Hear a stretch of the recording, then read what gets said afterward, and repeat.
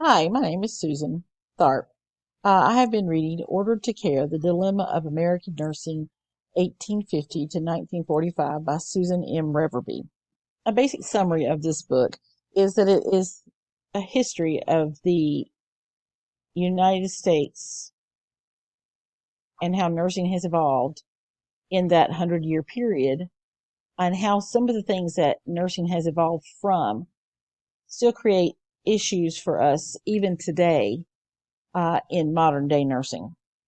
As we have all learned through this class, um, many changes in the healthcare industry itself occurred during this 100-year period, not just in nursing.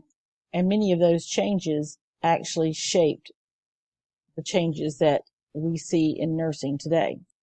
One concept that is repeated over and over in this book is the concept that nursing is woman's work because women are morally obligated to provide self-sacrificing care to the sick. Other issues in our history include exploitation of student nurses, division of private duty and hospital nursing, the fact that many trained nurses never returned to the hospital to practice, they would do private duty. And the untrained nurses were left, and students were left to take care of the sick in the hospital. Nurses were at the bottom of the medical hierarchy. They bowed down to the physicians, they bowed down to the administrators, they bowed down to everybody. And they did the dirty work, the long hours with low compensation and minimal assistance in caring for large numbers of very sick patients.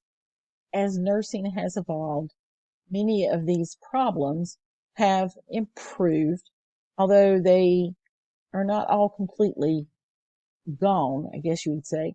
The one overwhelming concept that continues the problem more than a concept is the fact that nursing is women's work and that we are morally obligated to sacrifice our own care and our own physical well-being and mental well-being to care for the sick.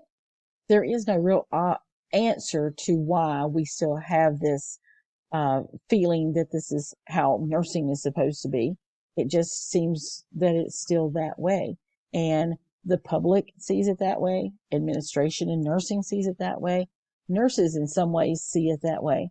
But today, I believe that we see it that way, not as much because of our moral obligation to do so, as much as our fear of what if we don't. What if we don't meet that obligation and something happens to our patient?